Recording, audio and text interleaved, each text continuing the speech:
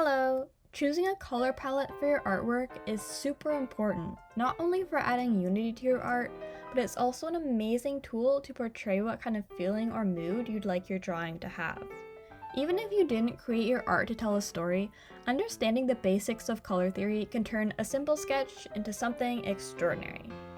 This here is a color wheel with all of the hues on it, save for some CYMK colors like magenta and cyan. I will use this to help describe some ideas later on. You'll notice I've got 3 simple illustrations here.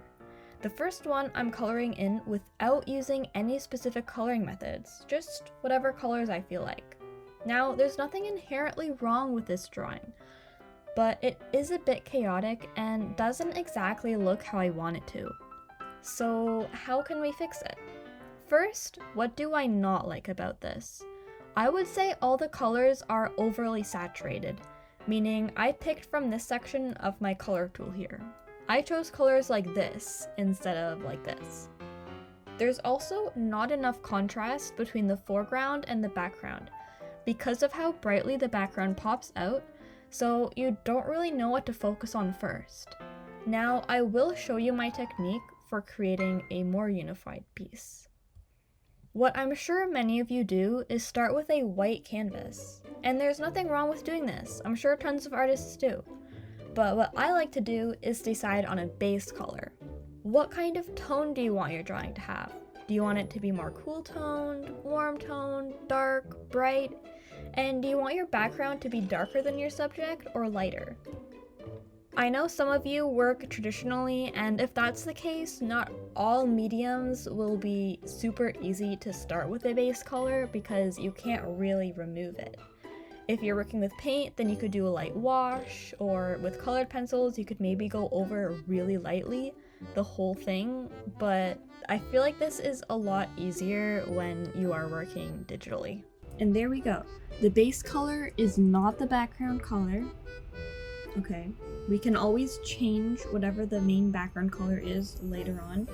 This is just to give us a palette to start with that isn't a blank canvas. Because now we're choosing colors in reference to this color as opposed to just a blank.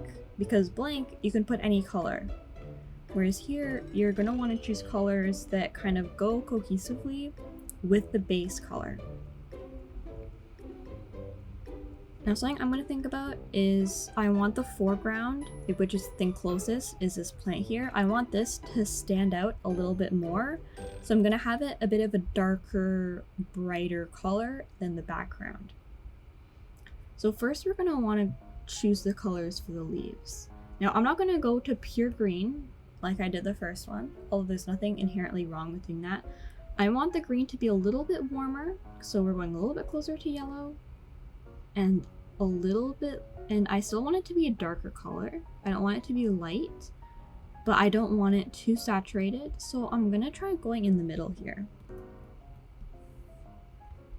And I think this color looks nice. It goes nicely with this background color here.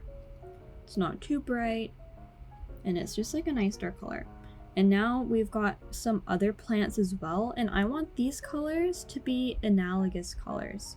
Colors that are next to each other in the color wheel, of course, because they are all green. I want to have the leaves all be within this kind of section of the color wheel. So they're all going to be similar colors, but different enough that you can tell they aren't. You can tell that they're different. So for one, I want it to be a bit of a darker color here. So I'm going to choose a bit of a cooler green, but I'm not going to have it fully saturated either. And then I'm going to have one that's really warm green. Still a little bit darker. And now after looking at that, I'm almost feeling like I want to make this one a little bit darker as well, which I can do. And there are our leaves. Now for the planter. Sometimes I like to start off with the base color, and then I will move to a different color from there. Or honestly, I might even keep it. See how this looks here. This is good. It's feeling kind of like a cooler color. I do want to make it a little bit warmer. There we go. There's our plant. You can already see this has a completely different feel than this one right here. Now, of course, there aren't rules. Like, I'm not saying, oh, you have to make the leaves dark, you have to make this dark. But I do want it to stand out as opposed to, like, the background. And now for the curtains. Now, the purple is a good idea, especially because purple and yellow are complementary colors. So you will see here. So I am going to stick with the purple color. But I do want it to be like a warmer purple, and I don't want it to be too saturated. So I'm going to see what this one is like here.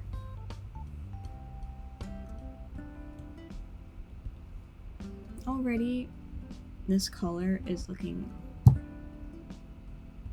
You can have them a lot less saturated, and it will still look like the color. And now for outside, we want it to be blue, but if you're thinking about, if you look outside right now, if it's bright out and you're looking outside, it's going to be a very light color. So I do want it to be a light blue color, and since this is a warmer color palette, we do not need to have a lot of saturation in the blue at all. Very little saturation. And honestly, even this is seeming like a bit much. For my taste, I'm gonna make it even less saturated and lighter, like this. Maybe even the sun is out as well. Maybe the sun is out and it's even warmer. So I'm gonna do that. And now I'm choosing the color for the stool. I'm thinking, since I want the main focus to be more so on the plant, I'm gonna make this just an orange color, so it's not really standing out too much from anything. It's gonna be like that warm tone. And then the legs as well, I'm going to keep in the same hue, just to make them a little bit darker. Now, another tip I like to use is reusing colors. You can reuse the same color in multiple places in your picture, and it will really help to unify the piece. So instead of choosing yet another brown, I'm gonna use this brown here for the picture frame. And I can even maybe use it here as well. This is a very simple picture, so it's a little bit harder to give this point, but if you have like tons of colors for your artwork, try reusing the same colors as much as you can. Now I want to have a whitish color for these ones here, so I'm gonna do an off-white. And you'll notice how when you go here, this looks white, but then when you bring it outside, you can tell it's off-white. It looks a lot darker in here, this space, than this space. It looks lighter, which is partially why we choose the base color, because it changes our perception of how colors work. And for the ground, it can just be a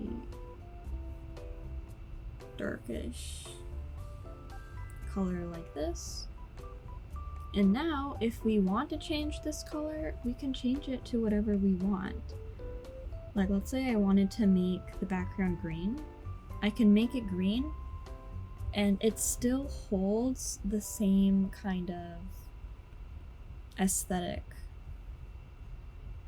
that the base color gave. It really helped us to bring together the work. I don't really want it to be green though. I'm thinking maybe I'll do it like a warm purple color. What's that like? So that's partially what we're doing here, is we are... no, I don't know about that one. This is kind of nice. I'm kind of liking this here.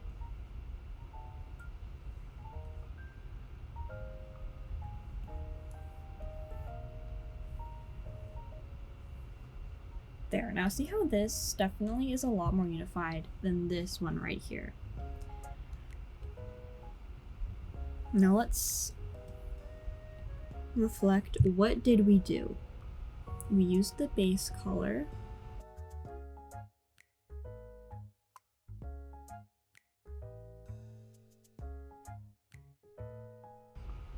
And now I'm going to show you one other option before we move on to shading.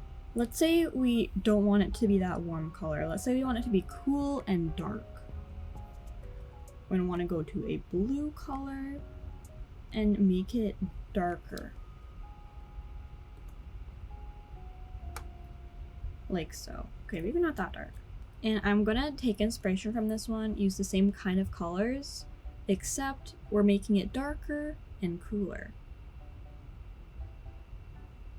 Like the leaves. For this one, alright. Let's say we want to make a color darker and cooler. So this is where we're starting out. This is a warm color. And we want to make it cooler. We're going to go closer to blue. And then we're going to want to go darker. And then we'll see how this looks. Interesting. I am feeling like I want to make it even a little bit more cool. And this time, see how this one, we made it a little bit darker than the background to kind of have it stand out. This time we're gonna almost do the opposite. We're gonna have it a little bit lighter than the background. And I'm gonna make it, I think this is good. No, that's a bit too light. There. And the other one is even darker. You'll notice how even though, since I chose a purplish kind of color for the background, even going into blue is feeling still kind of like a greenish color against that background. Then these last ones were the warmest, so I can go back to green.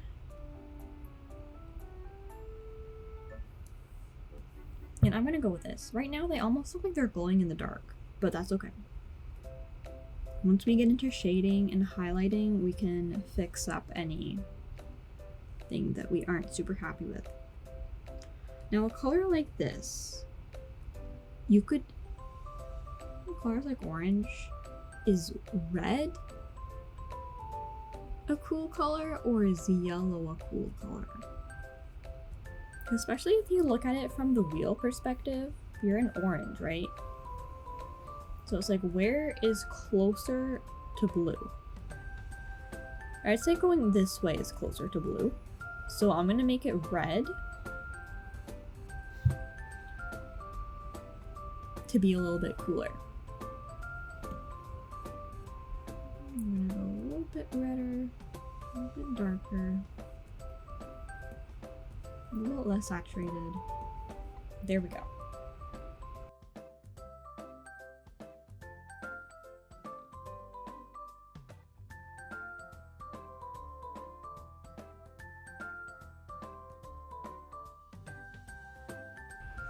And now something you'll notice a lot more here is, let's say you want to use a white color. Even if you go for here, say, once you add it here, all of a sudden it's gonna look really white. It's gonna look like a white color, even though, look how dark it is there. Look at this color here, and then look at this color here. Look at how different they seem when they're the exact same color. Really cool how that works. Now let's say we want to double check. You notice even in the first one, honestly, the contrast was pretty decent. Like, you can tell the plant is definitely darker than the background, but because of how highly saturated it was, you couldn't really tell how much it stood out. As to here, background is standing out, and this one as well has a very low contrast. You'll notice has very low contrast, but that's because it's a nighttime scene. I don't need it to have super high contrast, and I'm gonna add that contrast with my highlights and shading later on. That's okay, but it is always good to think about that. Now let's talk about shading. Now that we kind of understand how to choose colors, how do we choose colors for shading and highlights? Now, for our first drawing here, I'm going to just simply make each color darker. So either dragging the color downwards or even using black as shading, like a very translucent black, to make the same color but darker. Now, although there's nothing wrong with using that method, here are some ways to just make your drawing a little bit more colorful and just pop out even more. First, you're going to want to think about what kind of tone your drawing has. If it's warmer, you use cool shading, and if it's cooler, you use warm shading. This first drawing, since it's a warmer drawing, closer to the oranges, reds, yellows in the color palette, I am using cooler shading, which means I am going closer to blue on my color wheel, and I am going darker, and I also like to make my shading a little bit more saturated as well. So I will take the color, I will move it downwards and to the side, and then I will also change the hue a little bit as well. And then you will see me do this with all of the elements of the drawing. Now, depending on your style, you can really emphasize this, going with extremely colorful, vibrant shading and really exaggerate the different hues. But for this one, I'm going a little bit more subtle, less noticeable, just enough to add a little bit more interest than just the darker version of each color. You're also gonna want to pay attention to where your light source is for shading. Now, I'm not gonna talk about too much shading techniques in this video. This is mainly color-based, but since this has a window in it, the window is going to be showing the light, and then I kind of drew shadows based off of that. Now, for highlights, this is adding lighter colors to your artwork. You are going to want to use the opposite of what you did for shading. So if you shaded with cooler colors, cooler tones, and the main tone of your drawing is warm, then you're going to want your highlights to be warmer than your main color. So if I'm using purple, then I'm going to make my highlights a little bit more light pink. Or if I have orange, I'm going to make my highlights a light yellow, green, a light warm green, etc. And then I use these same techniques for my cooler tone drawing. So for that one, I did the shading a little bit warmer toned and the highlights a little bit cooler toned. And even though it's dark outside, I still use that as my light source, almost like the moonlight coming into the room. And that's pretty much it for this video. I definitely feel like I could have done this a little bit better, been a little bit more clear. So if there's anything you're unsure about, I am going to probably make some shorts in the future talking about individual ideas that I talked about in this video today, clarifying some things, and also feel free to comment, ask me questions, and I'll see you all in the next video. Have an amazing day. Bye!